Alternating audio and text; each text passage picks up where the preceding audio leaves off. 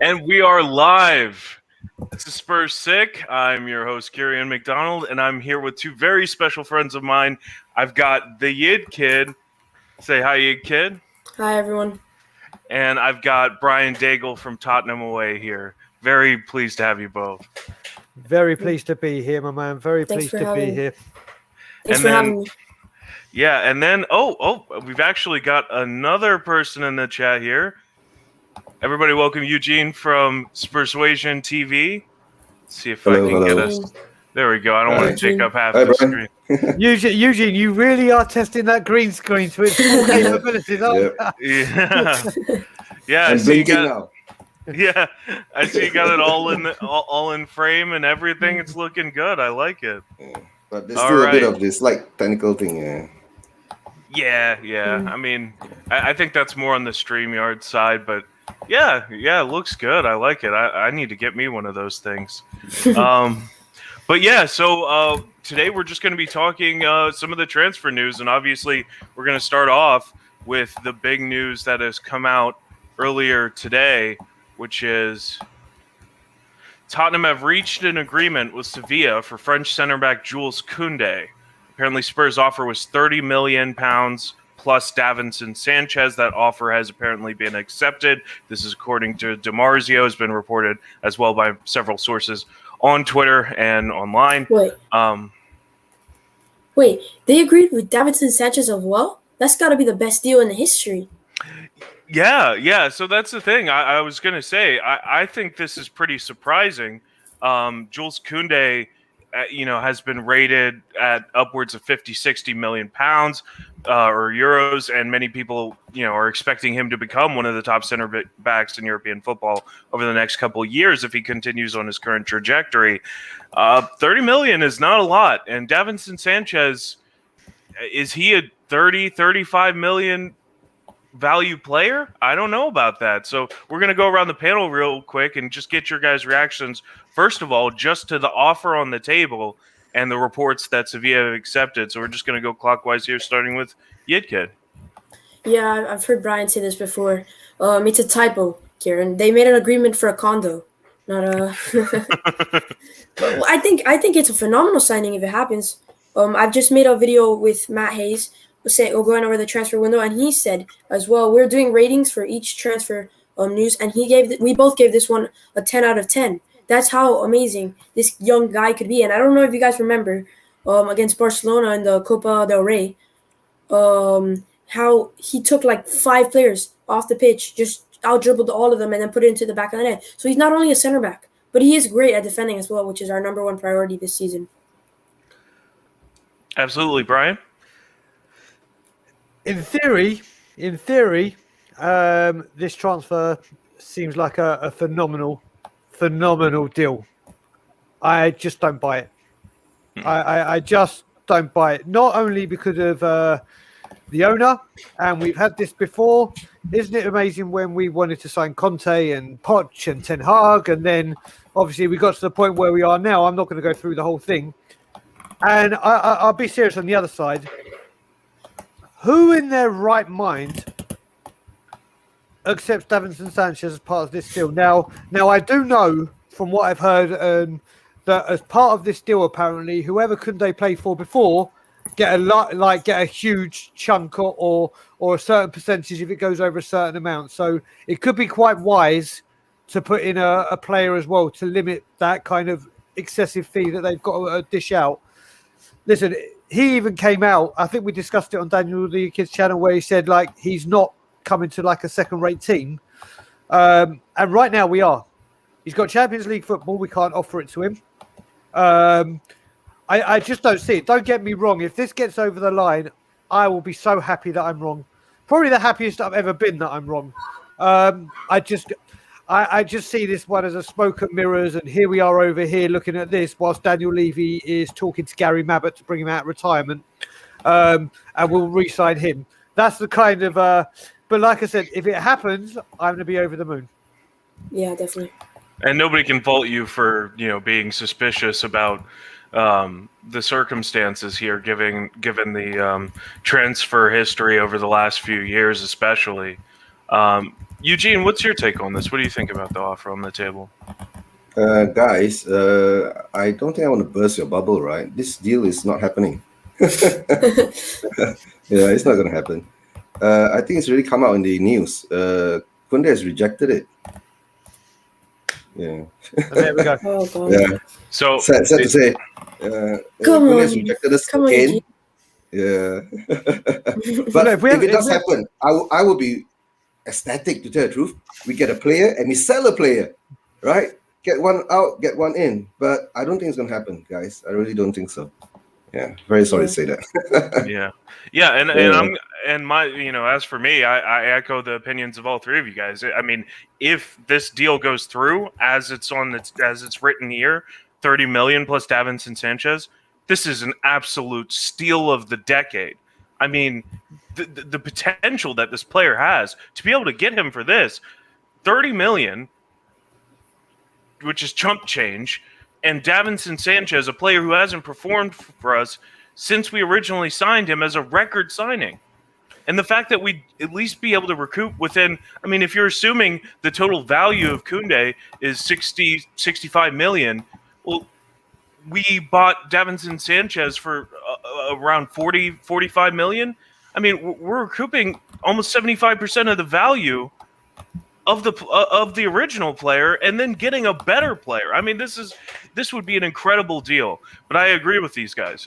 I don't think it's happening. I don't doubt at all. DiMarzio is a reputable source. I don't doubt at all that the deal on the table has been accepted by Sevilla. The Spanish, the Italian, the French clubs, all of them are in financial trouble right now. They need to sell players. They need to shrink their wage bills. So I wouldn't be surprised at all if Sevilla accepted the offer. But the problem is, and was always going to be with a player of this caliber, the personal terms. Why would he want to leave a club with, that's got Europa League football instead of European Banter League football? And, that just it seems like it's on an upward trajectory. They have a higher class of manager in Julian Lopetegui. I mean, I don't get me wrong, I like Nuno, but he's just not on the same level as a guy like Lopetegui, who's a brilliant tactician, has them playing brilliant football. This guy has already won the Europa League, so, he's won a European Cup so far in his time at Sevilla, and he would be coming to a Spurs team that crashed out of that same competition last year to a Dynamo Zagreb team whose manager was in prison. I mean, I don't understand how realistically we could ever expect to complete a deal like this. And I think what's more likely is that this, along with a lot of other things, is part of Fabio Paratici's strategy of negotiating with as many players as possible up to and even completing either personal terms or terms with the club before making a final decision. What do you guys think on that? And we'll just go back around the other way, starting with Eugene. Paratici is using the old Levy tactic. Spread the net out, right? The big fish will be heavy, right? And most probably all the big fish, he will pull it in front. And slowly as you go down, you go to the smaller fish.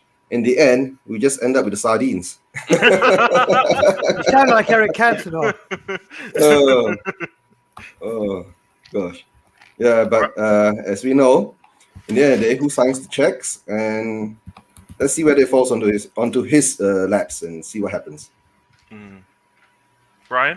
So first of all, talking about this actual deal itself, if this did happen, which as Bosper has been saying, and as we all say, it's not. But if it did, this kind of transfer, I'd put on the same value-wise as getting Dele Alli for 5 million. This would be the impact if you look at it transfer-wise. Yeah, it's not 5 million, but you look at the player that you'd be getting and the player you get rid of. Reguilon could have a huge deal, part to play in this transfer. You got to remember, he played with Kounde at Sevilla. Could tell him, do not come to Spurs because. And he could I thought it was on the positive side, Brian. No, he's probably on a positive side to Sanchez. Go to Sevilla. Go.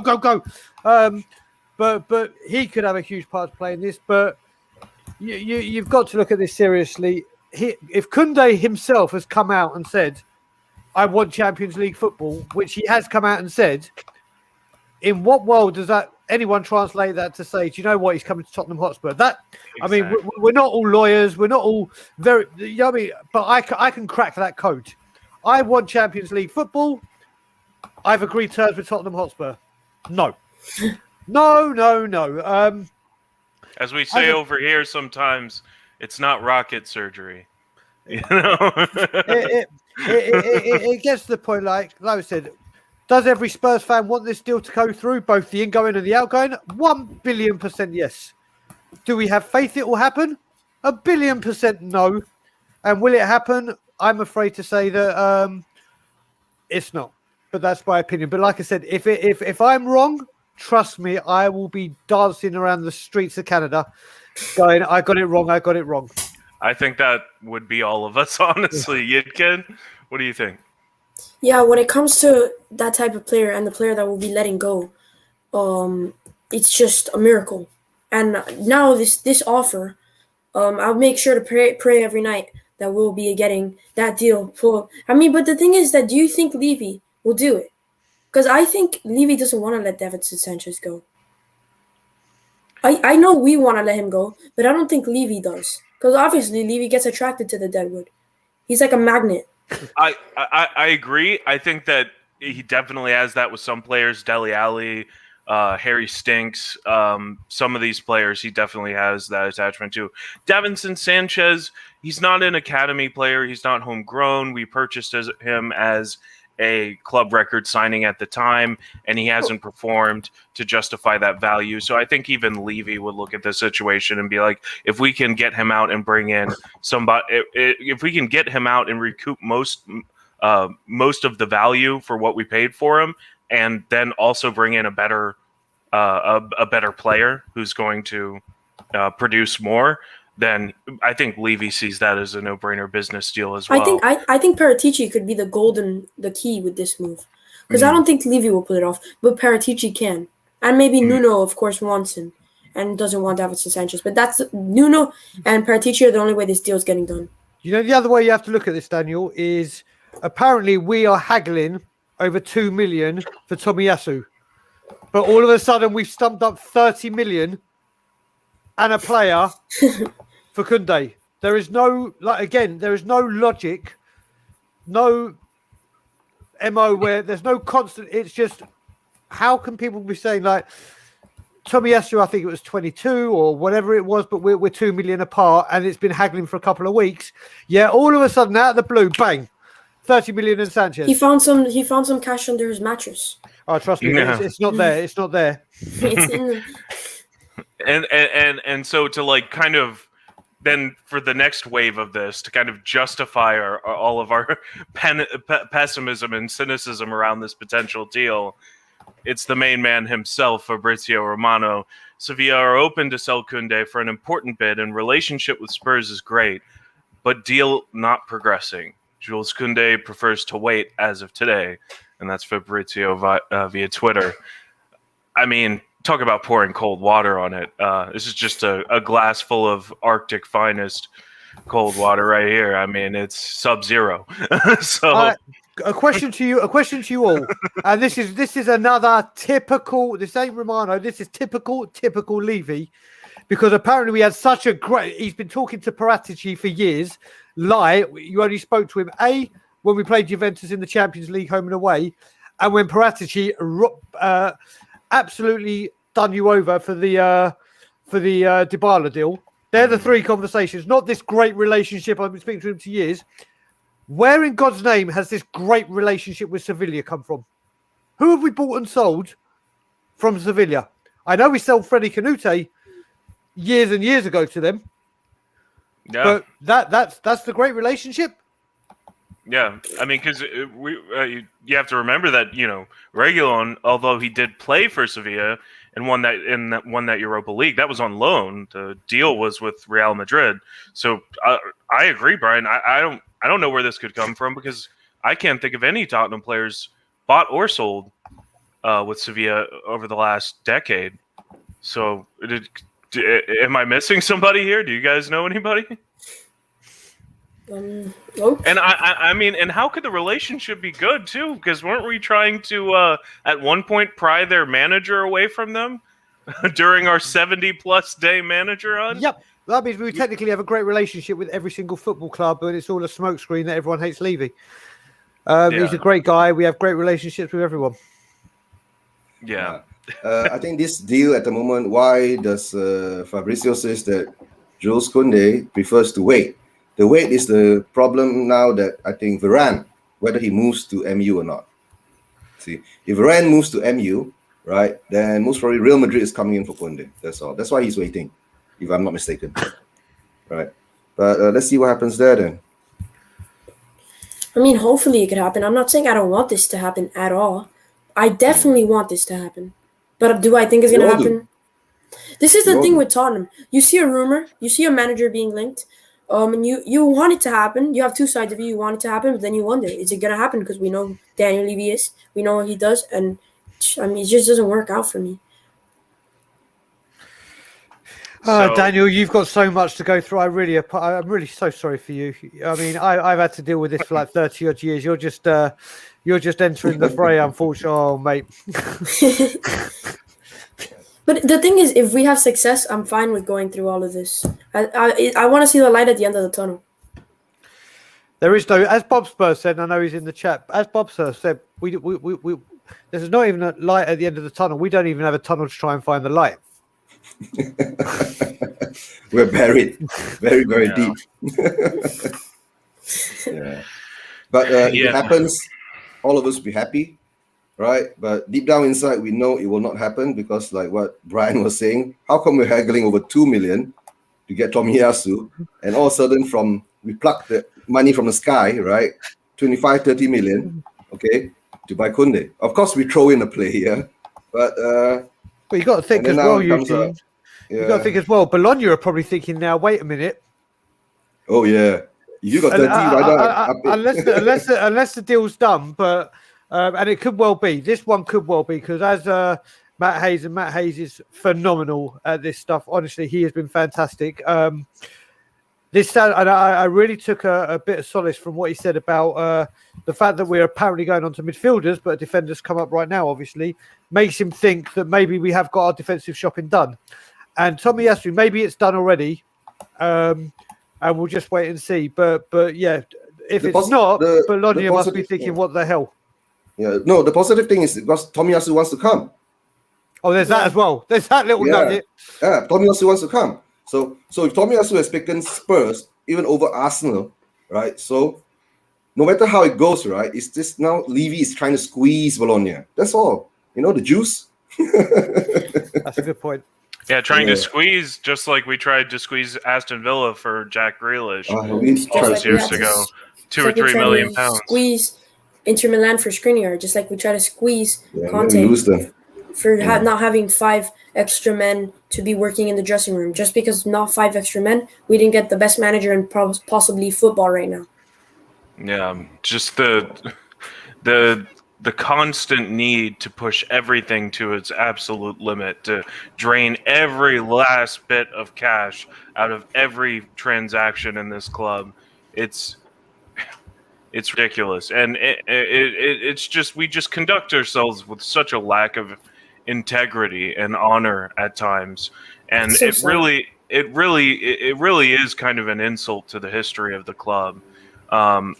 And some people don't follow the transfer business or the business dealings of the club and don't understand that the way we conduct ourselves in the financial side of things, has an effect on how people who aren't fans of the club, people in football, pundits, people who are part of the governing bodies, how all of these people view the club. So it does have an effect both on the pitch and in general for Tottenham Hotspur as a club, as a cultural institution. Yeah. So that's the big news with Jules Kounde. Yeah, I mean, I think we're all pretty much on the same page on this one. But there is some better news, as we've alluded to already, which is Tottenham Hotspur closing in on Takehiro Tomiyasu signing from Bologna. Final details still need to be sorted, with fee expected to be in the region of £15 million. That's from Charlie Eccleshare at The Athletic. So I'm going to go ahead and say I know Bologna wanted something closer to 22 million. So I'm assuming this is a £15 million deal with a lot of little extras sprinkled on top. You know that is Daniel Levy's favorite.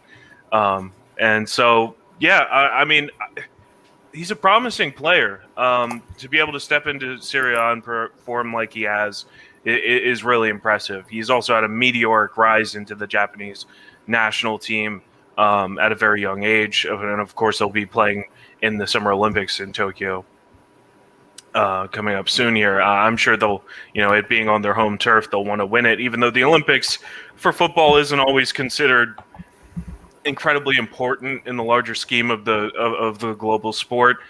It's important for the host nation. It's a matter of pride. So we'll get a good glimpse at him at least playing some football at the international level here soon. If this deal does go over the line, go back around to the original order and get your guys' thoughts on this. Yitkin? Okay, so I think he's a phenomenal center back. But what I do think is he could also play right back. Now, if we're looking at when I see players being linked to Tottenham, let's say you see Danny Ings being linked right now, I think that means Harry Kane is leaving. I don't think he's going to partner Harry Kane. Now, when I see players coming in for right back, to me, this means that Serge Aurier is leaving. But when it comes to Tomiyasu, do you think we'll get Tomiyasu after or before the Olympics? Because I want to get him after, just to know. I want to know a little bit more about him. I want to see how he performs, and then we should get him after the Olympics. But as Brian said, when it comes to the 2 mil, and we're paying 2 mil, and they were going to accept, but now they're seeing that automatically out of nowhere we have 30 mil, and Bologna are going to think, hey, where did that come from? It's going to be an interesting one, and I'm definitely going to be looking forward to seeing if this one happens.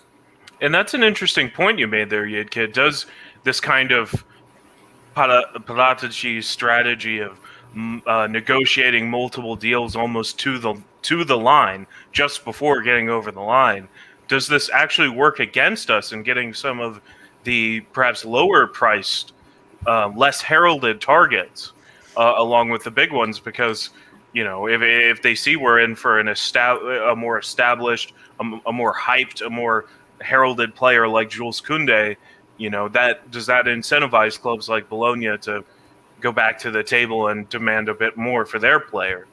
What do you think, Brian? So on Tomiyasu now, I had to do a Danny Rose. I had to Google him. I had to Google and YouTube him, and obviously you don't get everything you see what the players in, but what I will say, I mean, what I did love in some of the videos was his determination into the tackle, like his timing and his aggression into a tackle for such a young age was fantastic. His distribution looked good. But like I said, these are the highlight clips. What you've got to look at as well is we all want Daniel Levy to spend. And I do understand that sometimes you do find players at this price range. Don't get me wrong, I don't want him to go and sign every single player like Real Madrid did, Galactico. I understand that, as I've said on many times, what we do, instead of going out and buying diamonds that are pre-ready to go, we buy lumps of coal, hoping a manager can turn them into a diamond to sell. And we keep doing that time after time after time. When we switch managers so often, all right, we have Pot for a consistent, but if we look at Levy's track record, it's not the greatest for keeping managers. It's kind of like, okay, you got him, but this other manager plays a different style. Then you sack him, and then it's a really unfortunate loop that we keep finding ourselves in. Now, Tomiyasu could be a great player, but what concerns me, and I don't mean this is the reason, but it's really, really concerning me that still, Heung-min Son has not signed this contract. Still not, and this is going to keep going on, and everyone's going to keep forgetting about it. And I'm petrified that this deal is coming about because ready for when Son goes and we lose that market, we have a Japanese player there that's all ready to get that market back. Mhm. So don't get Yeah. me right. This is unfortunately this is the way we are now with our chairman. It's like I said it before with Sancho. Man U, after the Super League, have had all these huge protests. They hate the Glazers, but the Glazers are upfront and honest with what they're doing. They had all their protests. They hate the Glazers, but the Glazers go, do you know what? You may hate us, but here's Sancho and possibly Varane. Done. Over the line, bang, one up. There you go. And they're like, okay, we do still hate you, but at least it's on the pitch you're investing in, not off the pitch. And we're not even necessarily asking for players of that caliber. No. Either. No, and to be honest, even if, well, I mean, it's got to the point where, yes, we would love them, but we have absolutely no point of saying we want players of that caliber because A, they won't come, B, we're not going to pay it, and C, let's not get our hopes up that high just for it to be crushed. We had our moment in the sun when we could have got those players, and we all know where we are now. But yeah, I think Tomiyasu could be a very, very good, a great player. I understand the value, and I think he's got the potential, but I'm just concerned there's ulterior motives behind it. And in terms of what you said there, Brian, about Son Heung-min's contract and the fact that he hasn't signed it yet. This has been ongoing for almost a year now, and we're talking Tottenham away have been going on. Saga. Tottenham away started. One of our first things on Spotify before we even went onto YouTube was the breaking news in September that Son's about to sign a contract. Yeah, and I was And just here we are on. mid-July. And I was just on with Fabrizio Romano has been very vocal on Son signing a contract, and I'm not even sure about it because, I mean, hopefully, I pray to God that he will sign a contract, but when it comes to you don't take how long does it take to write down a signature on a paper? It doesn't take that long. So for me, I think it's just Son wanting to sign a contract, but then Levy trying to add more. Let's take away £2. Oh, you want to sign that one? Let's take away £2. Oh, you want to sign that? That's good for you. Okay, let's take away £2 more. Oh, you like that? That's £2 more. Oh, okay. And then at the point, it's gonna be £5, and so they're gonna be like, "No, I'm not staying." Oh, Yeah. Daniel, I'm a bad influence on you. I apologize. I apologize. Guys. Tomiyasu, versatile, young, like Brian said, a coal that can be turned into a diamond. And to answer you, kid, better sign him now. Yes. Don't wait. If we wait, we're not going to sign anybody. That's the problem. We need to sign somebody Absolutely. to show that we have movement, at least, right? Somebody coming in. Then maybe somebody will go out. That we want them to go out. But we have to sign him even before the Olympics, and then at least while he's playing the Olympics, we can look at what capabilities he has, correct? And at least when he comes back, he has a short rest, more or less he's ready to go again, you see? And he's young, and if he, like, what you say? And Brian, for Levy, right, there's always an ulterior motive. I mean, this is the great businessman that he is. Yeah. Surely he can do. No, it's a great move. No, seriously, we have to praise him for that. It's a great move because it shows now, right? There's a high possibility, right? Son is not going to extend. But that's what I'm saying.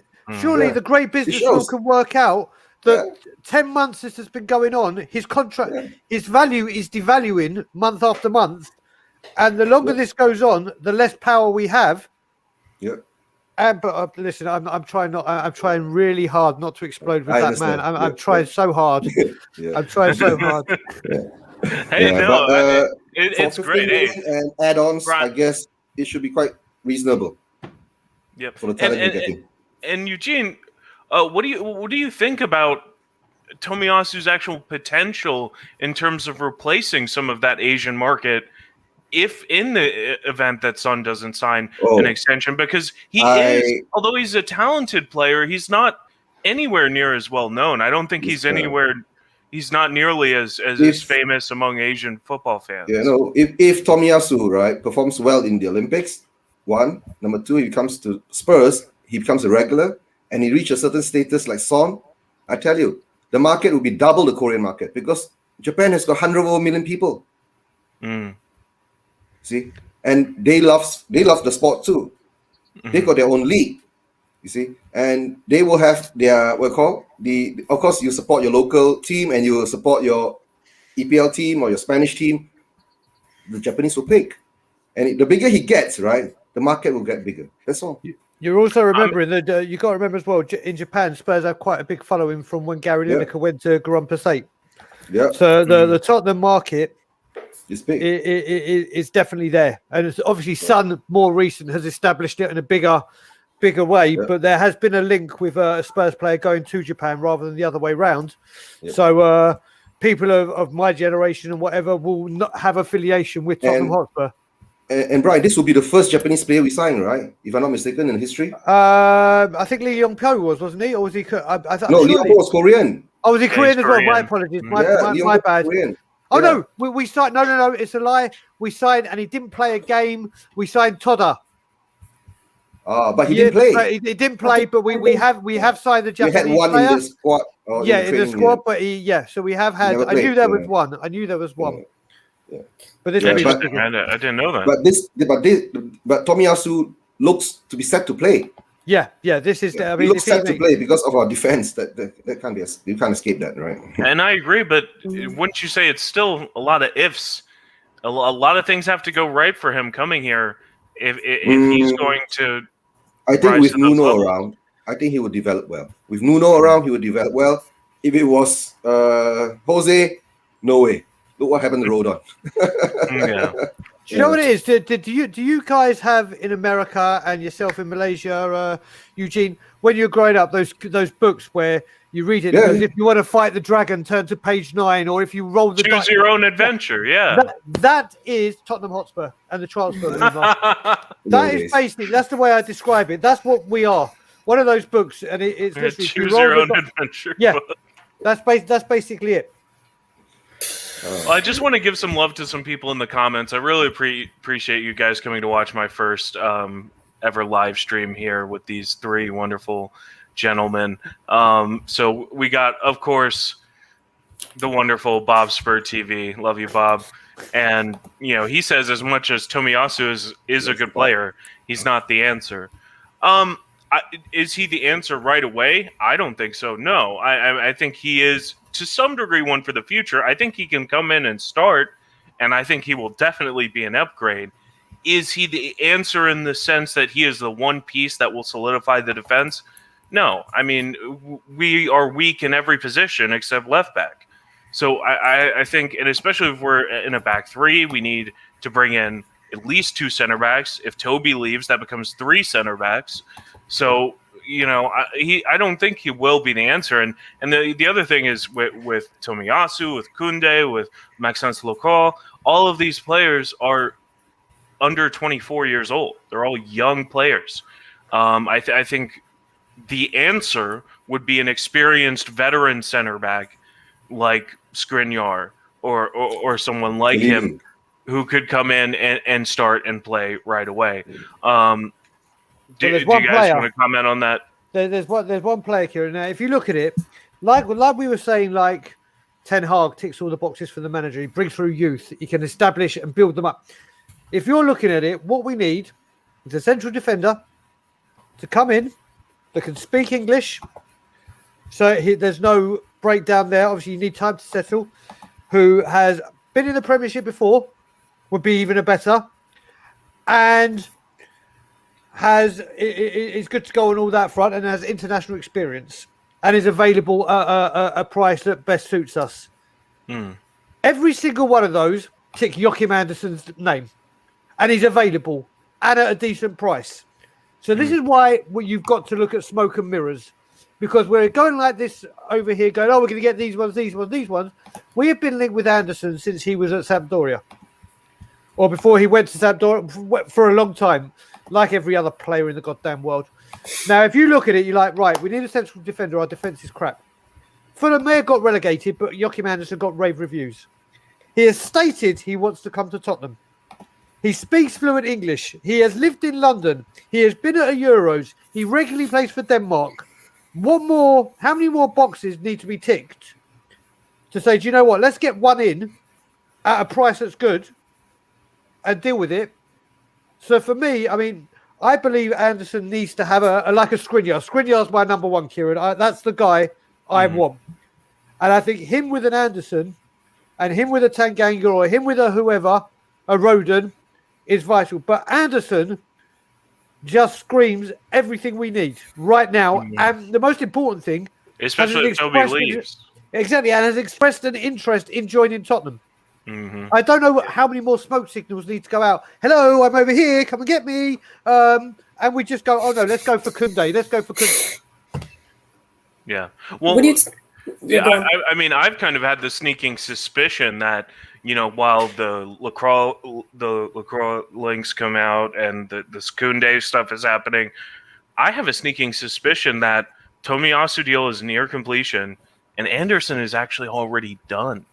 And I think they want to announce both at the same time. This is just my little conspiracy theory here. But like you said, Brian, he's played at 3 different clubs in the time we've been linked with him and trying to sign him. Not even just linked in the normal sense, like tier 1, tier 2. No, like it's been written by Alistair Gold and others that the club very much want him and have for 2.5 seasons at this point. I think it's possible it's already done.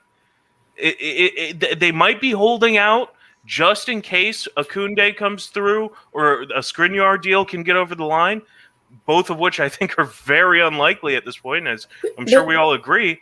But I think there's a good chance Anderson's already done. What do you think? Do you guys think, because I remember in the beginning of the transfer window, there was apparently a mystery player that has already been signed.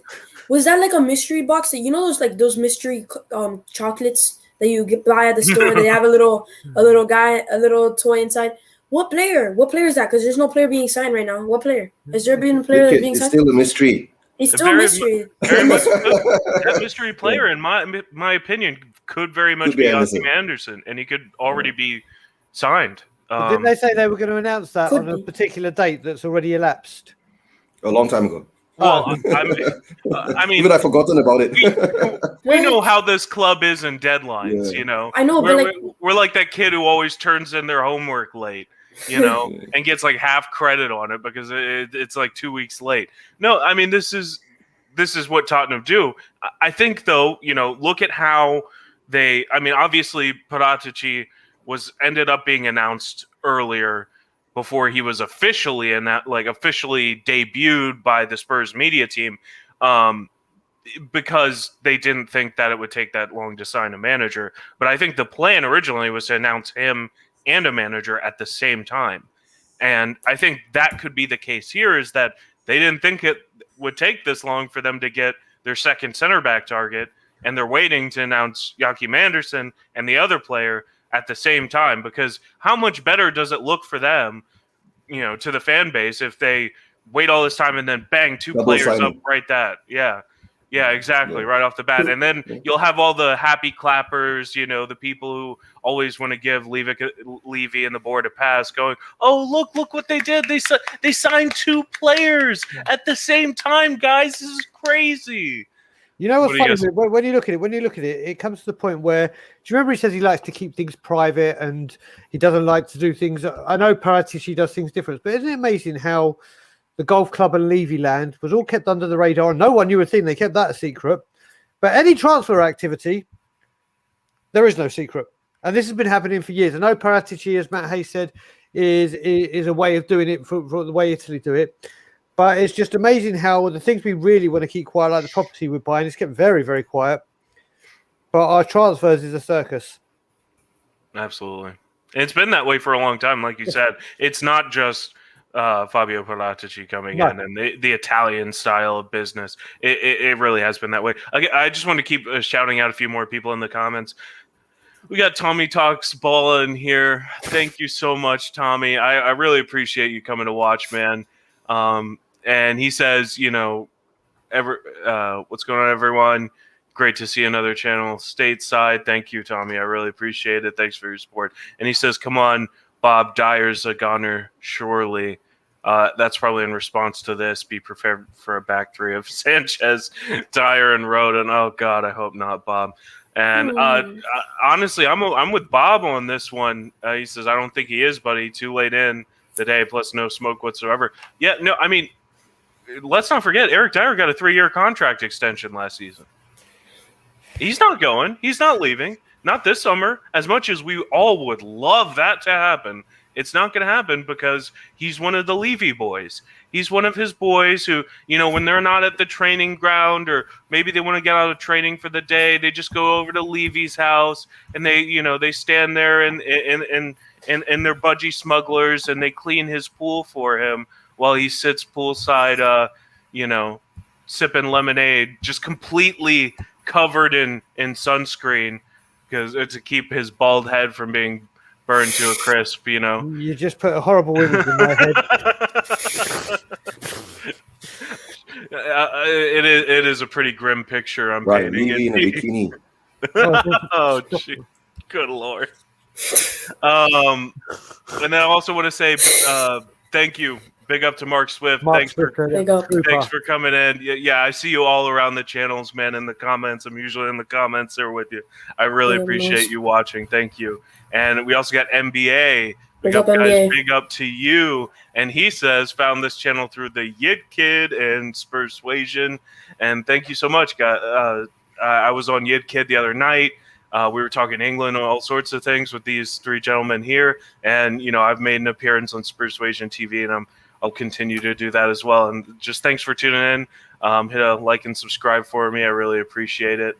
Kieran, you have to come and spur Tottenham away on Friday with the 2 Bryans. I would absolutely love that. I love the 2 Brian show. I never miss it every week. We'll get you on this Friday. You're coming with me and Jack and Brian for the whole thing if you want. Oh, that would be wonderful. Thank you, Brian. I really appreciate the invitation. And Yid Kid, I know you got some stuff going on. You got to run. Do you want to just give your take on some transfer targets real quick, just a wrap up for you, and maybe throw a couple guys out there you'd like to see come in that we maybe haven't been linked with? Well, obviously, I think Lacroix is probably you guys. You don't understand how much I love that guy. Lacroix, I've been watching him before we even got linked to him, and I always liked him. I always said I wish he came to Spurs. Now that we're being linked to him, I mean, I don't know how to pronounce his name that well. I always said Lacroix. A lot of people are saying Lacroix. That's the Qua. That's how you say a drink over here in America. Yeah. There's a drink over here called fizzy, sparkling water thing. Yeah, I would love LaCroix. And then Eric Dyer is one that I really want to see out. But there hasn't been any clubs that have been linked to him. I don't know if you guys have heard of a club that's been linked to him.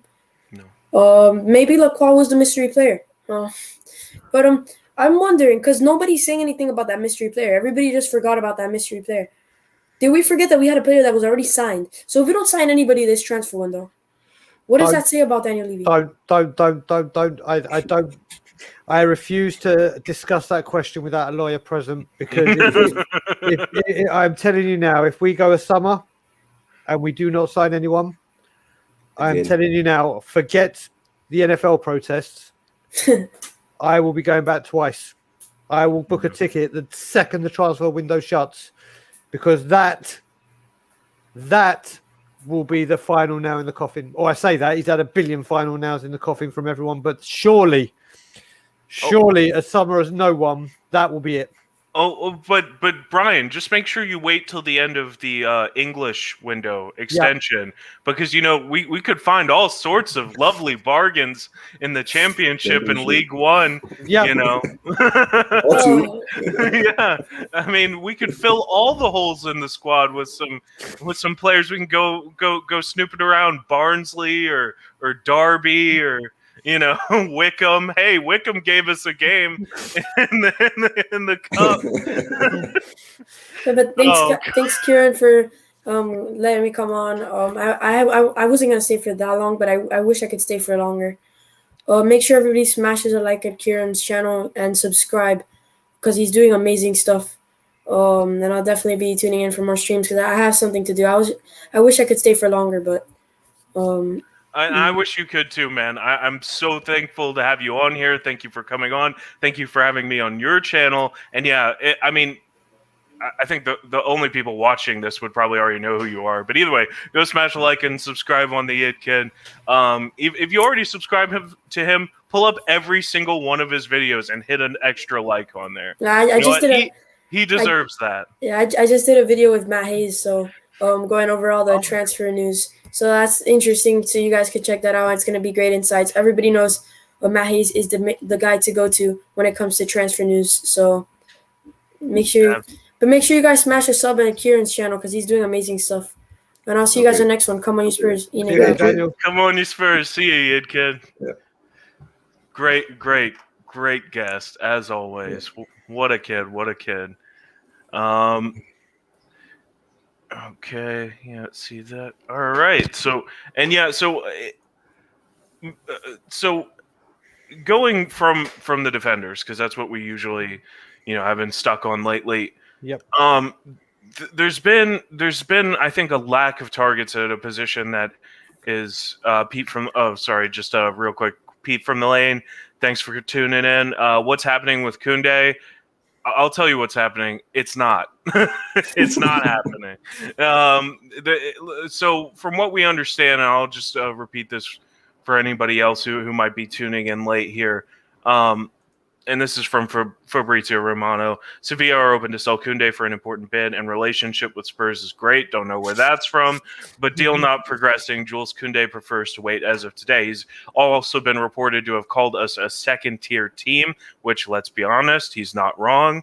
And he would be giving up Europa League football and leaving a club with a better manager and just honestly in a better position within their league to come to Spurs. And that just seems unlikely. I really doubt it's going to happen. I think I realised where the great relationship part comes from. I think Daniel Levy said, listen, let's just use you and say, listen, we're going for this player, and just say, yeah. But obviously we're not going to take him, but it just makes it sound like we're going for him. That's why it's good. We're going to drum your player's price up because we're going to say we want him. You ain't going to sell. And we look good, or Levy thinks he looks good. Sevilla get to drive the price up. That's where this great relationship is.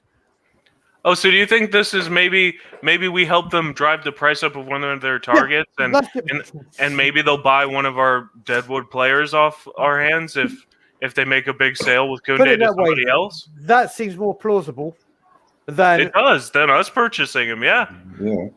So imagine if Kounde goes to Chelsea. And then imagine if Kounde goes to Chelsea, and then they come in and buy Davinson Sanchez for 30 million as a replacement. Yeah. This is why he has to be very careful when Levy plays these games, and when we hear that take the great relationship part out.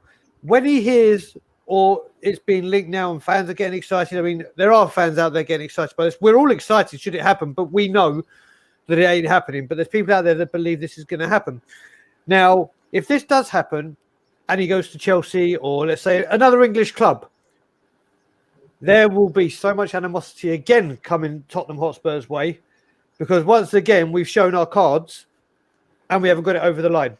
And it's just another one to add to the price. It's just another one. True. Yeah, absolutely. Eugene?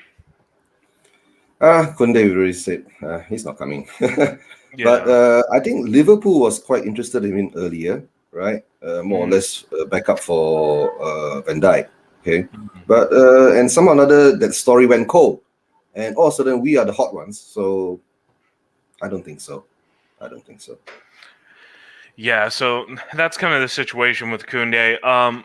The other thing I was going to touch on is the fact that one of our other big needs at the moment is likely going to be a right back to replace Serge Aurier. So obviously with Tomiyasu coming in, he did play as a right back primarily for Bologna and Serie A, but that was as a right back in a back four. He is very fast, and he's pretty good on the ball for a defender, but his passing range, especially his crossing ability, don't really look like what you want from necessarily a right wing back playing in a back three, back five. So obviously Matt Doherty is probably going to get first crack at taking Serge Aurier's spot because it's almost certain he's going to move this summer, especially after all his list of shenanigans over the past few years. For me, that Liverpool game at the New Lane, he should have never worn a Spurs shirt again after that game. You don't walk out on the team at halftime. I don't care who you are. You just don't do that. And I was honestly surprised that Mourinho ever played him again after that game. But there's been a real lack of credible links to right backs. I mean, we've kind of been loosely linked to Max Aarons from Norwich for a while. He looks a promising player, but there have also been other links from other clubs. I believe he's been linked to Arsenal as well. And of course we're above them. Like, any player should want to come to us over them. But I mean, if we can take any solace in the fact that we are a second-rate team, we're still probably a tier above them. They're an absolute disaster, and I can't wait to watch that All or Nothing special. But other than that, I mean, there's been no real credible links to any right back targets. What do you guys think about that? Is that something to be worried about, that we haven't seen any true links to attacking right backs, especially guys who could play a right wing back and a back five, back three, like Nuno likes to play? So there's two things. There's two players I want to bring to the attention. If Bob Spur is still in the chat, he's going to be, because me and him have been saying this for a while now. We have one player at the club that I think is perfectly put, like, this position is made for him, and that's Steven Bergwijn. I really, really, really, if it is a back three and we're playing wing backs, you got to remember Steve Bergwijn, who did a lot of this in a defensive formation under Jose, actually did very well there. His stamina is phenomenal. He brings a lot, and I think this could bring the best out of him. He's powerful, he's quick, he's got the stamina, and he'll get confidence from playing in one position all the time. And the other one is who you said. I am a huge, and I mean colossus, fan of Max Aarons. And I actually had a friend who was in Canada, met him through the company I was working for at the time, and he was actually a Norwich fan. And he could not stop waxing lyrical about how good Max Aarons can be. And if you look at it, if you were to say there's the three, let's just say it's a three, because Bergwijn has obviously got flexibility. Aarons could go in a right back as well as a wing back. You look at Doherty. So he's proven in that position with Nuno. Your second for 2 seasons in a row at Premier League goals and assists from a fullback, only to Trent Alexander-Arnold. I don't care what you say, that is a huge, huge achievement. And last season, we bought him as a right wing back but played a back four, and that's the reason that Wolves sold him, because they were going back to a back four. So the whole Matt Doherty issue last season didn't work. Now it's got a chance to work because we've got the manager in that knows how to get the best out of him. Then you look at Bergwijn, and you've got an attacking player, and we know what he can do. And then you've got Max Aarons, which offers you, yes, he's smaller, but offers you pace. He offers you a lot of things. And if you check Max Aarons out, and I can see you got the stats there, he is going to be outstanding. Just like the guy, who's the guy, I can't remember his name now, the Everton side from Norwich last season, Godfrey. Ben Godfrey, yeah. He was another one. This guy has been, honestly, I've got, not saying this guy's like the head scout from blooming Norwich, but he has been telling me, and Godfrey, and I've spoken to Everton fans that have said he's the signing of the season. He's bought as centre-back, moved to right-back, can be there, got into the England squad. He is outstanding. And Max Aarons has the exact same potential. And I think we've been, again, another player we've been linked with for 368 years, and we still haven't signed. But I think he is so high on my list for wanting us to sign. I'll be delighted if we get Max Aarons. Yeah, and Eugene, what are your first impressions of Max Aarons? Do you have him as a prospect? Max Aarons, I think we saw one season of him in the Premier League, the previous season, correct? When Norwich was up before they went back down. Yeah, so he performed well, right? Whether he's coming or not, and we were linked to him a bit earlier. Don't forget, we were linked to Lamptey too. if I wasn't mistaken. Lamptey was Yeah, linked yeah, to. from Brighton. Yeah, from Brighton. That guy. There's no way Potter Right, will let him yeah. go, though. Yeah, and he's injured. So I Mm. think more or less. Then what about the youngsters? Because now, if I see what Nuno is doing, right, if he can't get rid of most of the players, he can't bring any other player in. So he's stuck with what he has. Maybe he has to do some shuffling with Tanganga. Mm. Yeah, bringing Tanganga to cover up, and even if, let's say, Serge leaves, or if he leaves, then we have an extra slot to slot in. But if he doesn't leave, that means we got an extra player there again. You see, That's the thing, though. I mean, I think Aurier has to be out the door this summer. He just has to go. He doesn't want to be there. He hasn't wanted to be here since and the Champions but do we League have any final youngsters loss. coming up? Like Sirkin or Lavinia? We have They're what's his left-sided. name? Oh my gosh, So you got Lavinia, who's left-sided, I believe. Lavinia Lavinia's left and side. Sirkin? Mark. No, Kim. Oh no, you got something white. No, not white. There is a right-sided player. I just cannot remember his name. Yeah. So we have Sure. Lavinia and Sirkin for the left side, but I think we do have a right back player coming up too. I just can't remember his name. I don't know. I have to admit I'm not always the most on top with the youth prospects, at least not the ones that we haven't seen more of.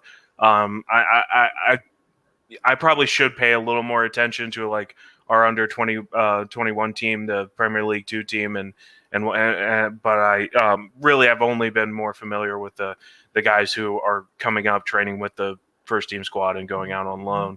What I'd say with the youth coming through as well, though, Eugene, is right now we do have a good load like Scarlett, Divine. Divine is the one. I mean, I love Scarlett, but Divine apparently is the one that's gonna. But I think right now I want to see more youth. But I think with our defense being so terrible, that's the one position at the moment we need to get it right. And then say let's just say we had Anderson, Skriniar, Aarons, or Doherty's playing good, and Bergwijn. Once they've established and got a rhythm that the defense is more settled, then be like, okay, now we'll bring a Sirkin in, or now we'll bring a Lavinia, now we'll bring a... Because that's the one position where I think we need to make sure we have a solid base and say, right, this is now back to like some kind of rigid defence and formidable defence where we can start to bring the odd one in and see how they do. Right now, I think the defence has got to be rock solid at the moment before we bring them in. So Oh, go ahead, Eugene. Sorry. So, but to tell the truth, Brian, our biggest fear is that if you don't get rid of the players, there's no empty spots. Of course. That's the sad part, Yeah. you see. Tottenham Hotspur, ladies and yeah. gentlemen. Tottenham Hotspur. Yeah, that's the sad part. Yeah. So, and here's the thing for me: if Aurier goes, Tomiyasu, I know, like I said, I know he's fast. I just don't think he has the offensive capabilities, the crossing ability to really be dangerous.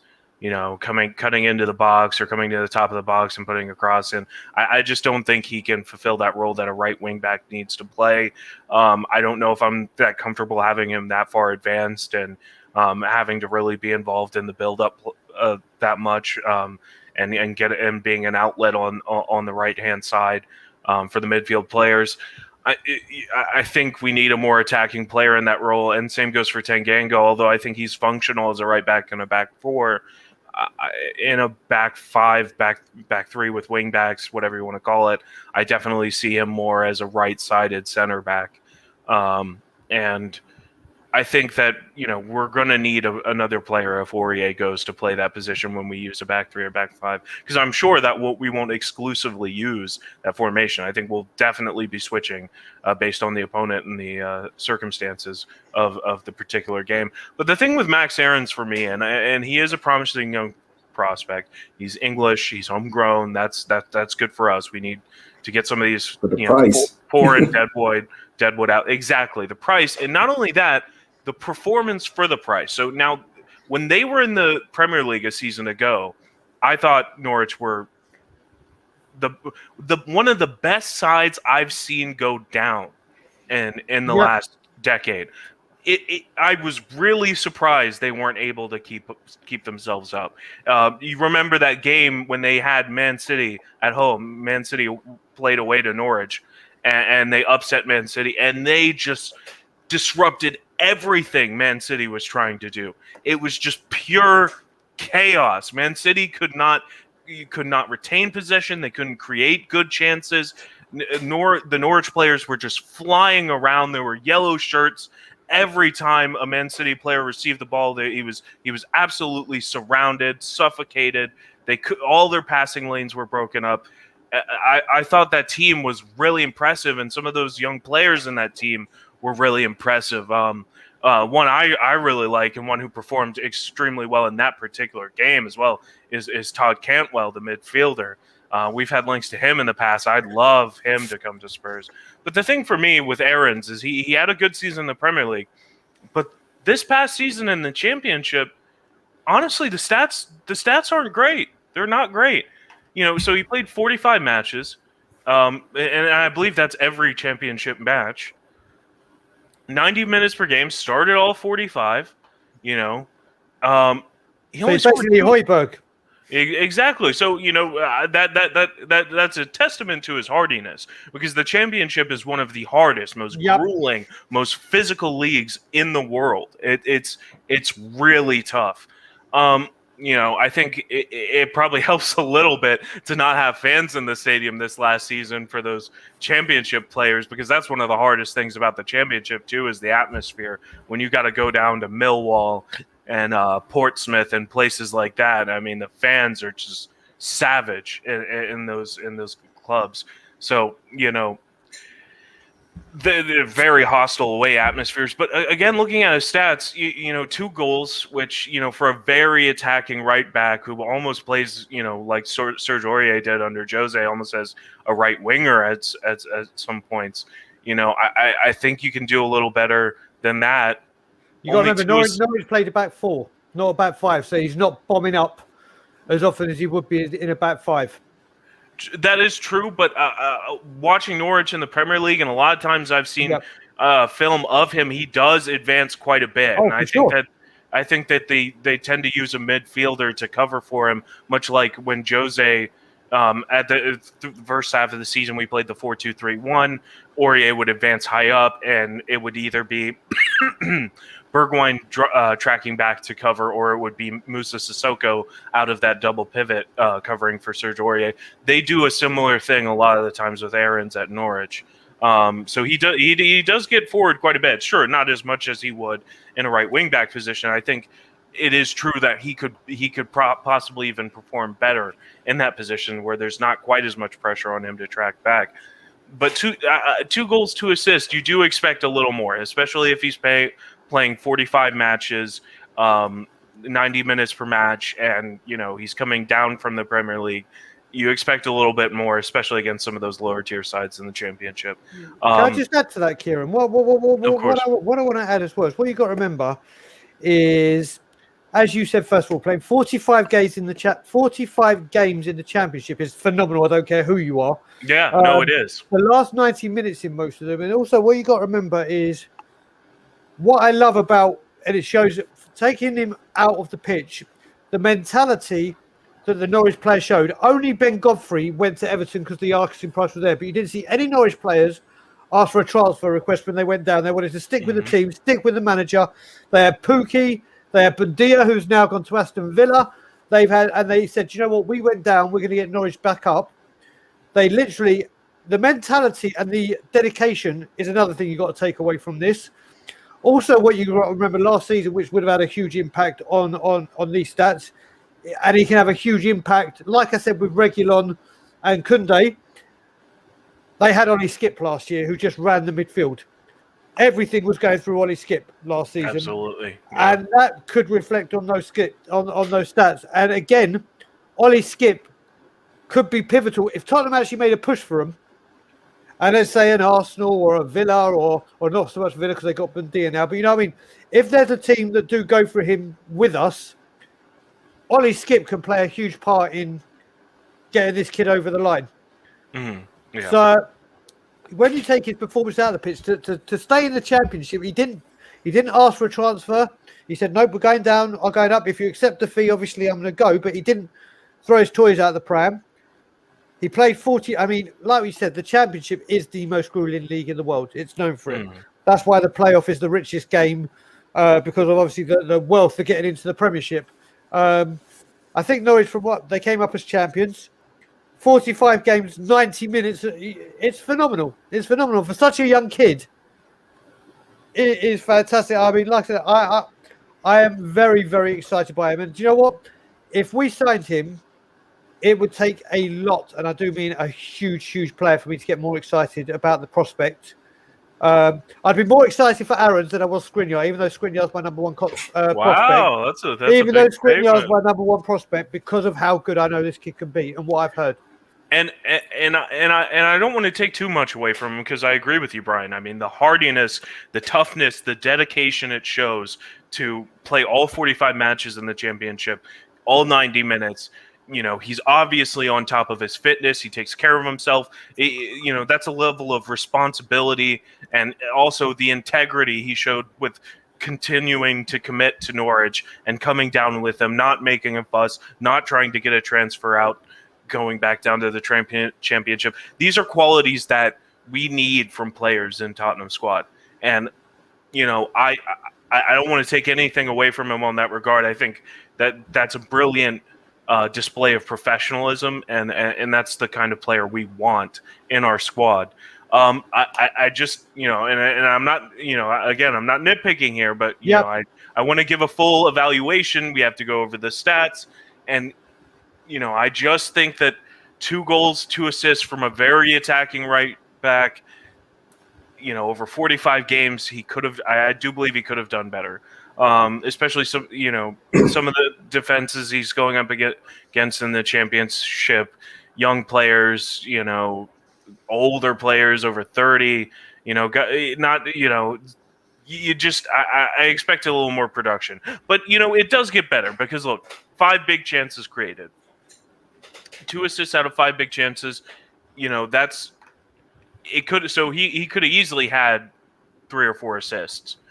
Instead of 2. So, you know, that comes down to the other player on the other end finishing the chance. So, 1.4 key passes per game. That's another one where I think he could improve, especially, you know, as an attacking fullback. You need to be, you know, making more incisive, more dangerous passes into the area. But, you know, I also think that the key pass metric is a little tricky, and it is not always 100%. His passing accuracy stats are very good, 83% per game, 86% in the own half. But this is the big one here, 74% in the opposition half. So for a right back, for a fullback who's crossing the ball into the box, which are low percentage passes, more often than not, it's batted away. More often than not, it ends up with the other team. So for him to have that high of passing accuracy in the opposition half is a testament to his skill on the ball. Yeah. But I'm surprised. I'm surprised that he wasn't picked up by any Premier League team last season. This is my biggest surprise. I thought he was primed to do Premier League. You see.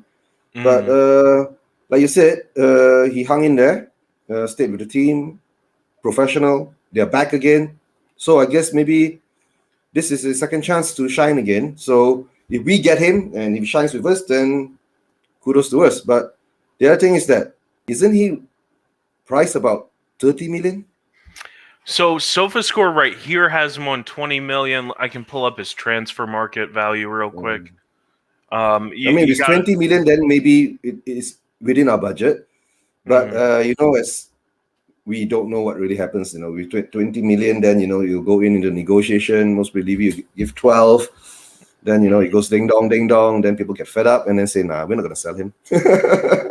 Yeah, and then you also have to consider the ever-present English tax, right? Yeah. You know, these English players always come at a premium. Whatever the estimated value is, you're going to be paying over that every single time. So so SofaScore has him at about 21 million value, and Transfer Market has him at 24.2 million.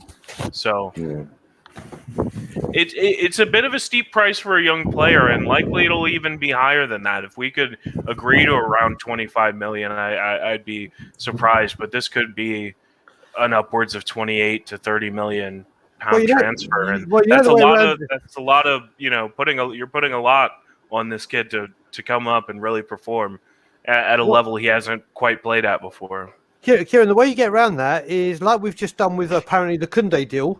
So here we go. We give you Max Aarons, and if there's a couple of our youth players, look how well they did for Skip for us.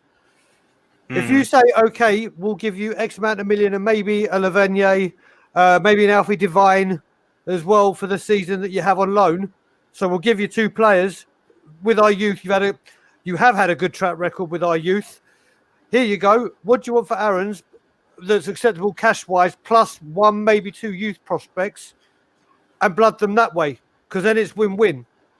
Yeah, that might be a favorable deal. I mean, if we try to negotiate them down on the price for Aarons by offering 2 of our top youth prospects on loan, especially if we're covering the majority or all of their wages while they're on loan, I mean, that's an attractive proposition for a club like Norwich coming up from the Championship. Wouldn't you? Do you agree with that, UG? Oh, yeah. Just laughing at what Cody said. Give them wings. Cody Mack in the chat. Big up Cody Mack. And then I'm going to tell Cody Mack. And after that, right, Wings is going to win something with Norwich.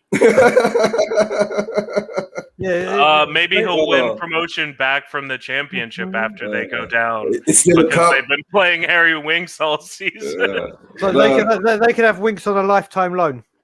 Yeah. But what you say is true. If it happens, like you said, being a Spurs fan I'm a Spurs fan for so long. I very seldom count them before they hatch. Right? And then, like Brian's been saying, the smoke and mirror show has been going on for the past 13, 14 years, and we get used to it. And all whatever deals that happen is just as long if they're holding the shirt and they're in what we call Tottenham Hotspur Stadium, then more or less we'll believe it. Yeah. But Aarons is a good prospect. Whether we get him or not, we do not know, because all of a sudden it's gone cold again. It has. Because you don't forget, we have got Paratici now, so he's running the ball game on the players. And if we throw the net out and we don't get the fish that we want, we keep throwing them away and away, it might reach up to Aarons, for all we know. It might reach up to him. I think it's definitely possible. I think one thing I'd like to put forward, and this is, if anybody watching, if you guys checked out my transfer window video that I did a couple days ago, I went through various positions and different players, and this is a player that I would actually recommend as an option for somebody to come in and compete with Matt Doherty for that right wing back position. This is a player with a little bit more experience at a bit of a higher level, a player that's not very talked about, and a player that's going to be cheaper than a Max Aarons. So this is Leo Dubois. He plays for Olympique Lyon and in Ligue 1, and he's worth about 17 million. That's usually where I've seen his transfer rating, 15 to 17 million. 26 years old, very experienced. If you go back, so he was playing in the obviously Lyon were in the Champions League last season, so he's got experience at the top level of the game.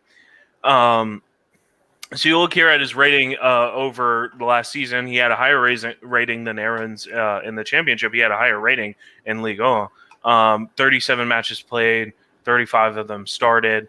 Plays a lot of minutes as well. This is a hardworking player.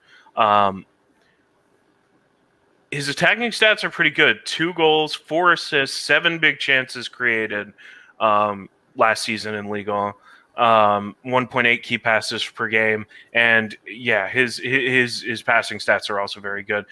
Very similar to Max Aarons' passing stats: 83%, 91% known half. Not quite as good in the opposition half, 69%. But his long balls, chip passes, and crosses are all pretty decent.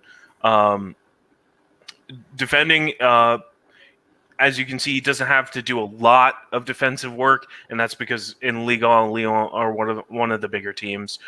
So unless they're coming up against a Lille or a PSG, maybe a Marseille, most of the time they're going to be dominating the majority of their games in that league. And he's been with Lyon for a while, and he originally got his a free transfer to Lyon back in 2018. He had been playing for Nantes. He hasn't played outside of France, but I think that with a player of his experience, I think he'd be a good option to come in on the cheap and compete for Doherty. It would be a huge move for him, so I think it would be a definite yes from both him and Lyon to come here. It would be an easy transfer, somebody we can just get in, get over the line, not to spend too much money, so Levy's happy. We know there's a very low floor. There's a very high floor for his performances. So he may not have the growth and the potential over years and years, but I think there's a very low floor in terms of what he's going to give us. And we need stability. That's the thing, especially if we're looking at all these young center backs. We need to bring in at least one experienced defender who's experienced at the top levels of the game to add some stability. And I think Leo Dubois could be that player. He's solid in attack and defense. He can be played as a right back. He can be played even as a left back sometimes. He's pretty good on his weak foot. And he can be played as a right wing back or even a right midfielder. He's a versatile player, very balanced, as you can see in his statistical breakdown. And I think he'd be a very useful, steady Eddie kind of player to bring into the squad. When it comes to this guy, like I said when we were on Daniel's show at the beginning of the week, I don't know enough about him to comment. So what you've presented brilliantly sounds like a great player. Now you look at it with Lyon, obviously that's where we got and obviously again I keep mentioning, like we said, with Skip and regular, these players do talk. There's no getting away from it. And yes, he could entice it, but I can't remember us signing a French player from France that actually just took off and has done a good job. Now, obviously, there is a certain French player by the name of David Ginola who came in, and we all know what happened there. But he was at Newcastle first, and obviously he was that attacking. That he when they say the Tottenham way and the Tottenham style, there's no one that sums it up better than put it in one word than David Ginola. He is like the Paul Gascoigne, the Glenn Hoddle, the Gareth Bale, the Rafa van der Vaart. That is the player, and obviously he came in with Premiership experience. Now, there are French players that have come over from France directly and had a great impact in the Premier League. I don't think we've had that, and I'm not just saying that wouldn't be with him. I just don't know enough about him to say, yeah, do you know what? But again, I would still go on the Max Aaron side just because of the English experience and because I don't know enough to say, do you know what? I've now switched my mind and gone for this one rather than... But he looks like, from what you said, more than a suitable player. Yeah, same as Brian. Don't know much about him, but what you describe him is like describing older version of Tomiyasu, which you can play right across the back line, right? But like you said, if he was coming in, if we don't get a strong, stronger defender with more experience and maturity to bring up Rodon or Tomiyasu and Jeffert, right? He could be the answer to that if we don't get a Wakim or we don't get a Skriniar, right? And of course, we're not going to get Kounde, right? Yeah. So he could be a better option, but like you said, the net has always been casted widely, and this name has this name come up in the Paratici net? I don't think so, right? I haven't seen it directly linked to something from Paratici, but I have seen links that he is one of the right backs that Tottenham is considering as a replacement for Serge Aurier. And for me, the thing is that again, a lot of these defensive targets we're looking at are younger, and I just think it would be useful for us to bring in a solid player who you're getting, like kind of like what Ben Davies, not what he is, but what he used to be, which is a solid 7 out of 10. You're never going to get less than that from this guy. and you're not gonna, he doesn't make the same kind of boneheaded mistakes and that Ben Davies occasionally makes, and he's definitely he's a much more measured and athletic player too, who's not going to get spun over and over again. And if we're playing him primarily as a right wing back as competition for Matt Doherty, I think. I think it wouldn't matter that much anyway because his defensive responsibilities wouldn't be too great. I think the big thing here for me is that it's all good. Max Aarons, Tariq Lamptey, exciting young players. I like them. I think they're good players. But for the price you pay for them, the risk is very high. And especially the risk is very high when you're considering they're coming in to compete with a player in Matt Doherty, who's 29 years old and had the worst season of his career since coming to English football last season. I know there are multiple reasons for that, and I know that with Nuno coming in, there's a lot of potential for him to improve and for him to, get back to his best that he was at Wolves, which was one of the best fullbacks in the league for 2 seasons, like Brian has stated. But I think the idea of bringing in a young player to be that competition for him, I don't know if that's helpful in getting the most out of either player, because I think the young player would come in, see him as a guy who's past it, who's old, who's just had a poor season, and see this like, oh, this is my chance, this is my position, I can lock this down.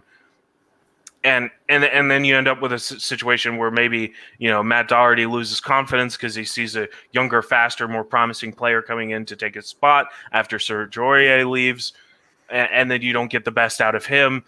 If you want a situation where you get the best out of both players, I think bringing in a guy like Leo Dubois to compete with Matt Doherty gets you that level of confidence and commitment from both players to have a really good competition. And I think we would have had that with Aurier and Doherty had things been different with the system, had maybe Doherty not gotten contracted COVID-19, which I think is often not talked about enough in terms of his performances last season, because he didn't just have COVID, he had a pretty bad case.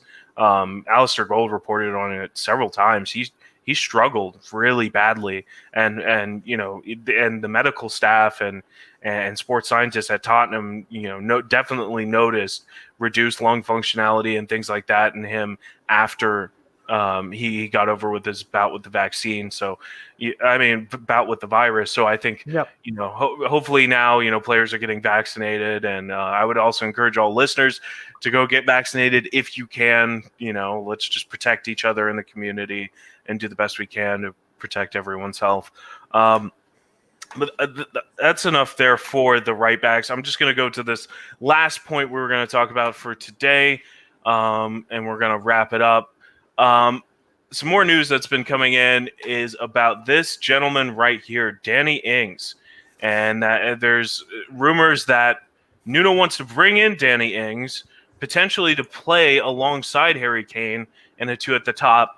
Nuno may be favoring to switch between a 3-5-2 and 4-2-3-1, or 3-5-2 and 4-4-2 formation, looking forward this season for Spurs, and sees Danny Ings as a player that can not only back up Kane coming off the bench, but also play up alongside him up top. So, we've been linked to Danny Ings for a couple of years. Spurs fans have been really split over Danny Ings, so whether they like him, whether they don't like him, whether they'd want him in the club, whether he should be seen as a backup option or a replacement for Harry Kane. And then there's, been discussions about whether he would want to come here when Harry Kane is still here. Start with the Eugene. What do you think about this? What do you think about the prospect of bringing Danny Ings in?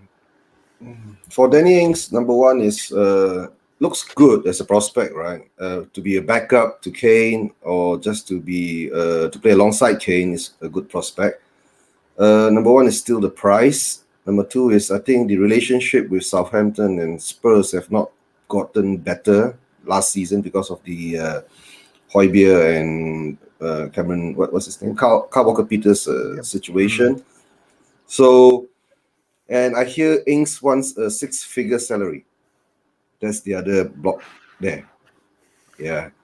And I think, according to them, Southampton is willing to give him a 6-figure salary. So he might extend his contract, or for all you know, there's been news about Ings. I mean, maybe going to M City too. You see, as a cheap option for Aguero, or maybe a stopgap for Aguero, maybe stopgap for Kane for next season before he comes in. You see, so Ings, if we do get him, it's not bad.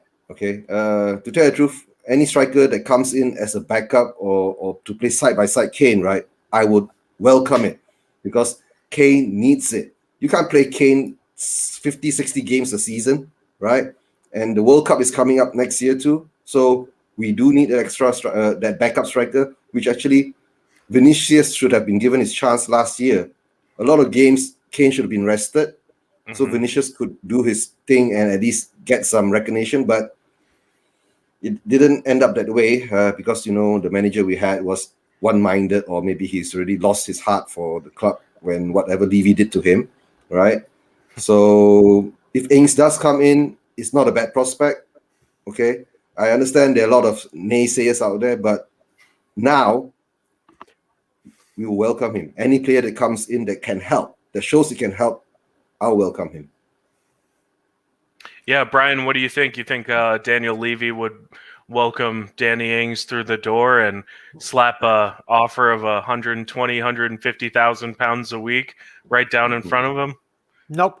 And I'm going to go into quite some detail in this. First of all, if we look at Daniel Levy's track record of buying strikers, I'm sick and tired of this. I'm sick and tired of the striker. We're the only team in the world, in world football, that have had one striker for the last 6-7 years. Like, you've got a generational talent, one of the, and in my eyes, the best striker in the world. And what you do is you say, I'm going to overplay you, I'm going to overplay you, I'm going to overplay you, I'm going to overplay you. You're going to pick up an ankle injury, and he's been getting injured more and more often. So now what we're going to do is we're going to bring Danny Ings, whose injury record is even worse, and say, do you know what? You're either going to play alongside him or to give him a rest, but you pick up injuries that last months. So then we've got two strikers that can't play either A as a 2 or as a 1, because they're both going to be injured at the same time. We have had to go through this. We've had Vinicius. We've had Janssen. We've had Llorente. We've had this one. We've had that one.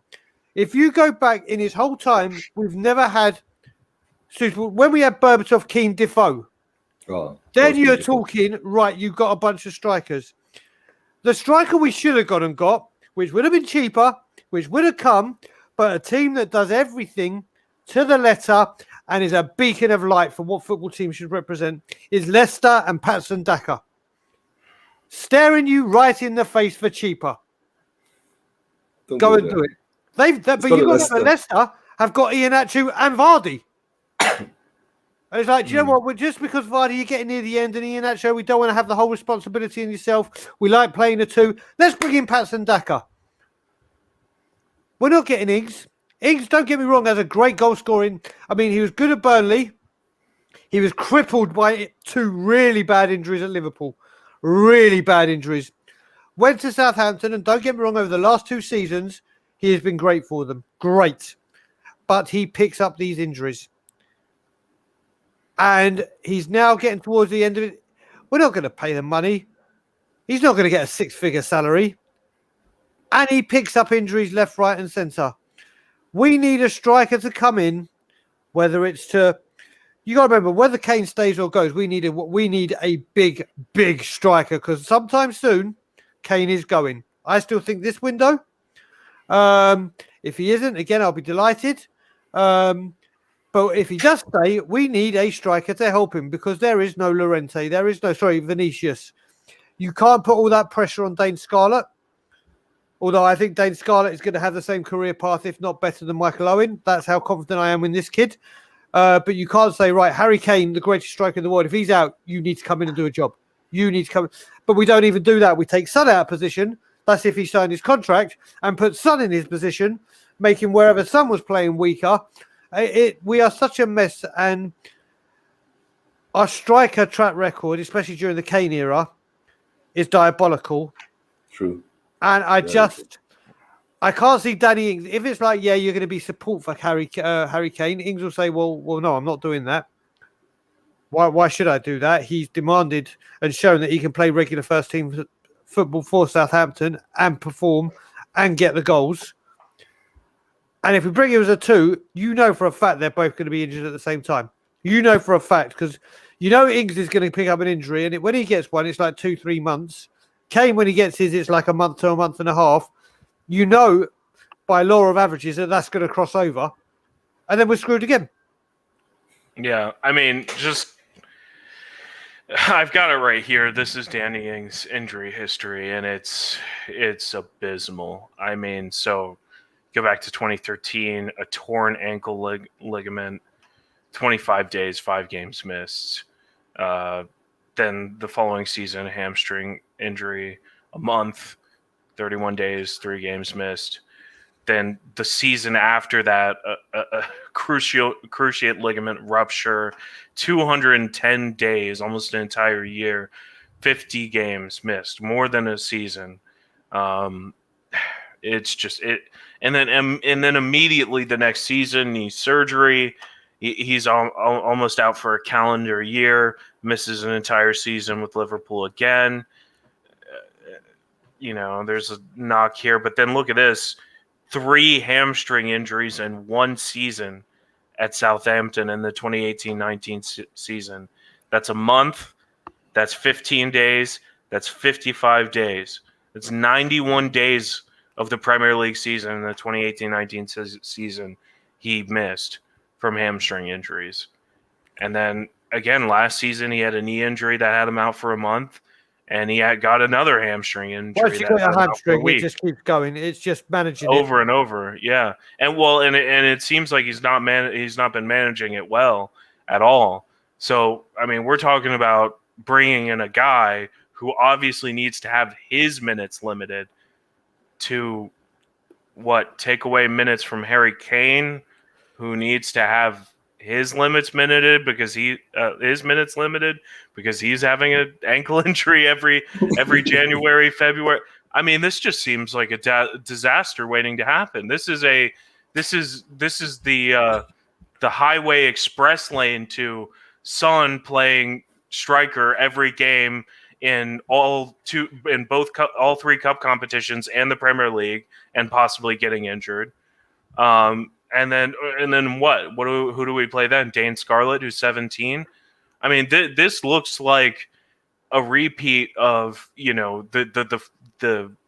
end of the 2019-2020 season with Jose. When Kane was out and then Son was going out, and it doesn't look good. I don't know. Look, you got to look at it this way as well. Again, he sets him up. Levy sets himself up for a fall, and I'm there to catch every single fall. Trust me. He goes up for Danny Ings.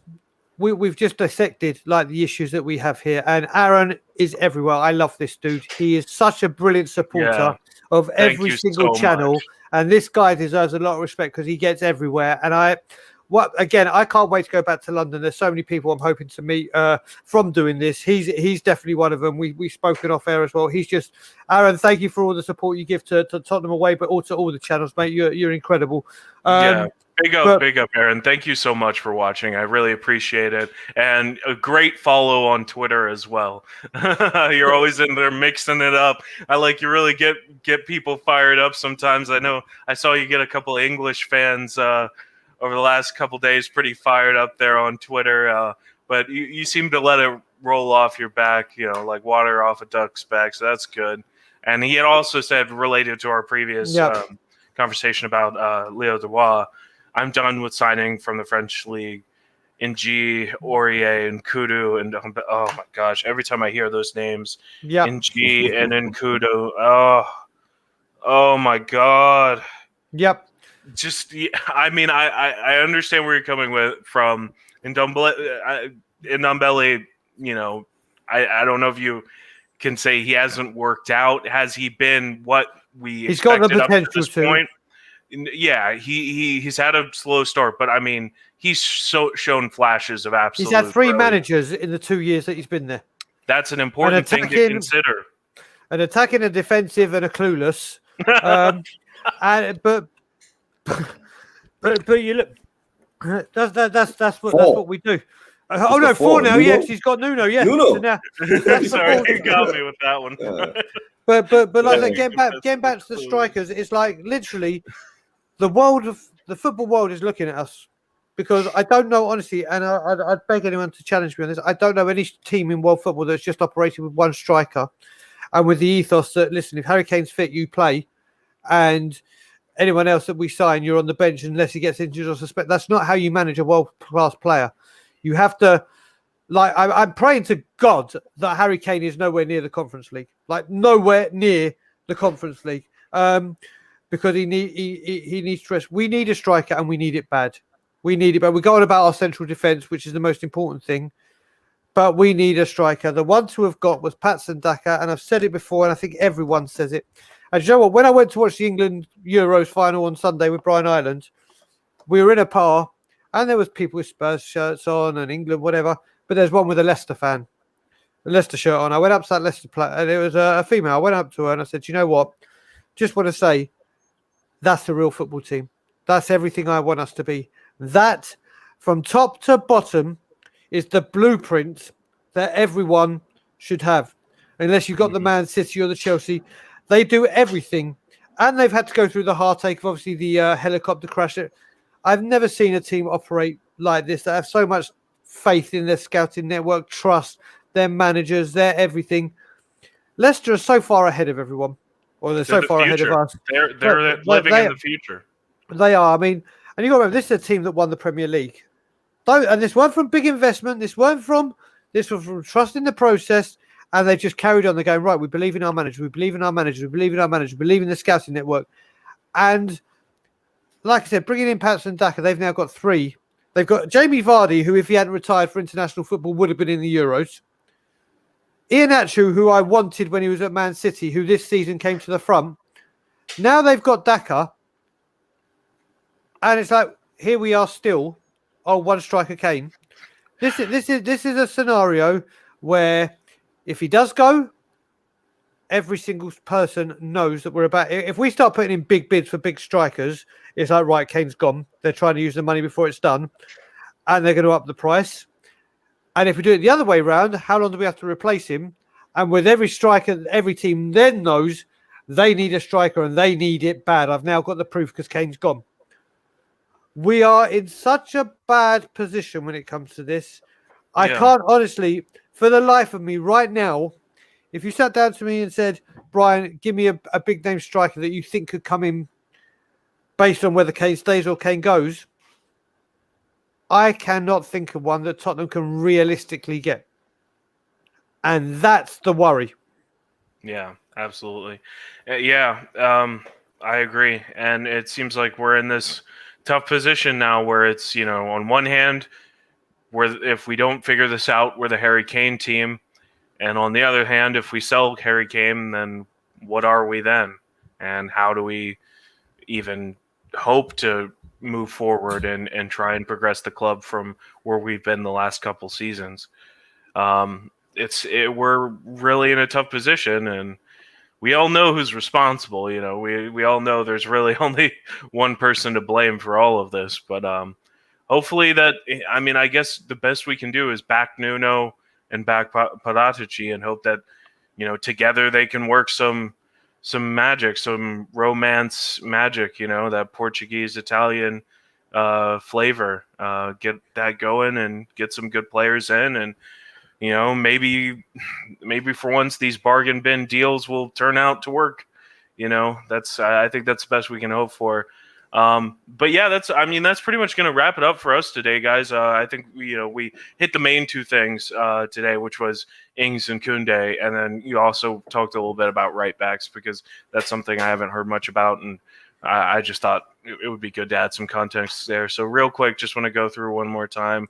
Thank you to Bob Spur, Tommy Tuxball, Mark Swift, Pete from the Lane, MBA, Cody Mack, Aaron Dove. Oh, and one real quick. We can finish with this, I guess, real quick. Montezor Ali, Levy negotiates everything. He was in Poundland to buy a toothpaste. At the till, he offered 80 pence with the remaining to be paid in installments over 2 years. Levy out, Brian Daigle in. Could not agree more.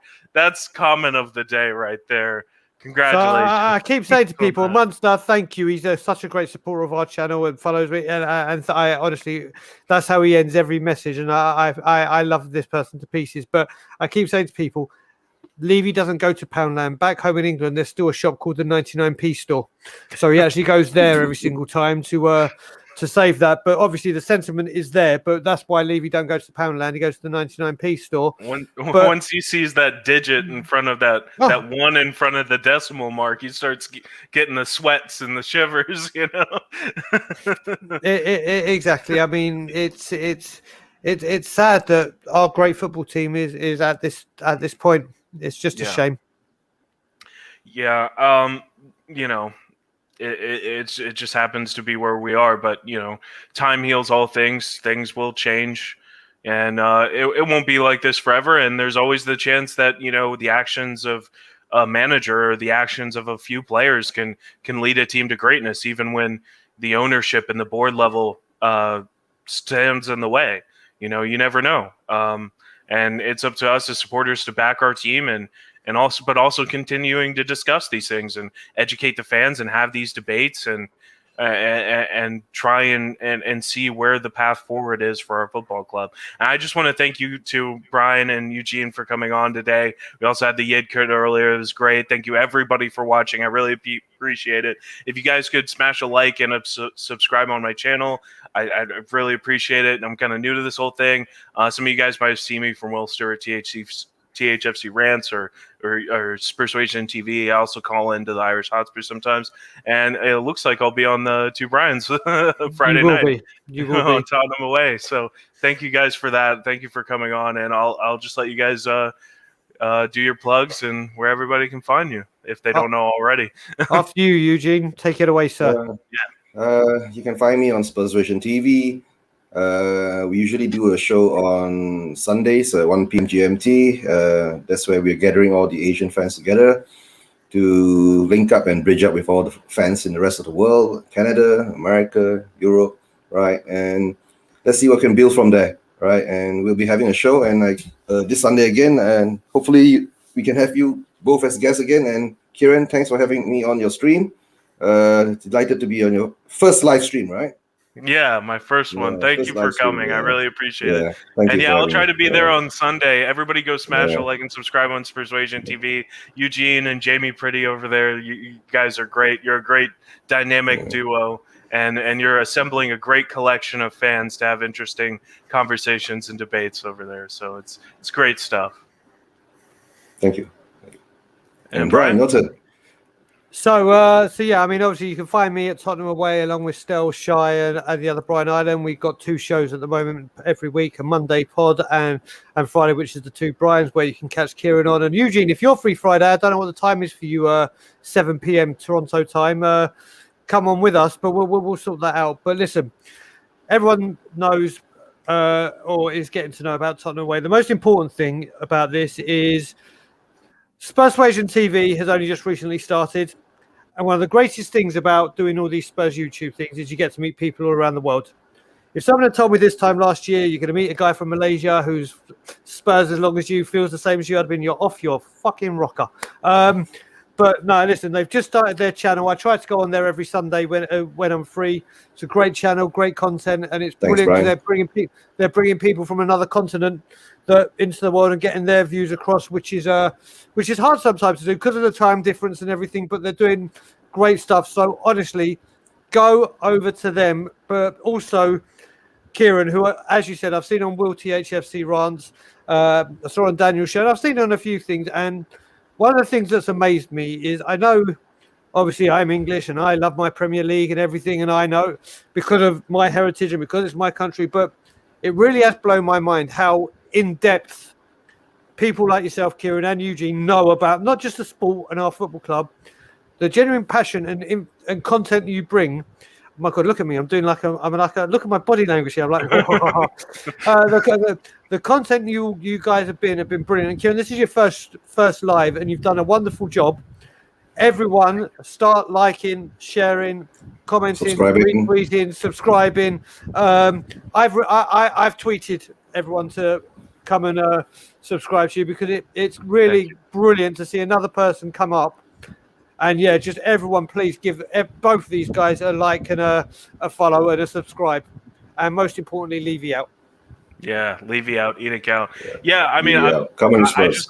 I just want more excuses to talk Tottenham Hotspur Football Club. You know, I love this club. You know, from across the ocean. You know, I look longingly towards White Hart Lane, and you know, you know, Spurs are such a massive part of my life, and this Spurs YouTube community has been so important to me through the pandemic. It's been great for like my mental health, and just it's just, I think it's also just so awesome to have all this fan content, this fan media, as you know, an alternative to the boring old stuffy Sky Sports or ESPN here, whatever, the old school commentary that is just so outdated, and you already know what these guys are going to say before they say it. Like, do you really need to hear what Roy Keane has to say on Sky Sports every day? No, you know what it's going to be, what's coming out of his mouth before he even starts to speak.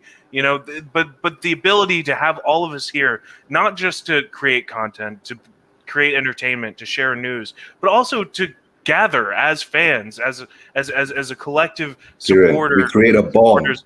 Exactly, we create a bond. We create friendships. It's so much more than just the YouTube. It's so much more than just the football. It's about people. It's about making connections over something that we all love, and a love that we share for this great football club, and a desire to see it grow and succeed, and you know, get out from under the grip of some negative actors, you know. So it's great, and I'm, you know, just honored and love being a part of it, and honored to have you guys on here as two guys, members of this community. I love and I enjoy everything you guys do, and I'm really happy to have had you here, and I'm really happy to have all the viewers to check us out. So that's going to wrap it up for today. That's it on SpursSick, and we'll be back soon when we get some more news from the club. Hopefully it's good news. Hopefully we don't have to come back and rant too much about how much we hate Daniel Levy, but you know, knowing how it usually is, that'll probably be the case. So, but hey, good thing, you know, we have Brian Daigle around, because you know, you won't get any better rants on Levy anywhere. So anyway, thanks guys. Thanks for coming. Thanks for watching. Smash a like and subscribe. This is SpursSick. Come on, you Spurs. Come on, you Spurs.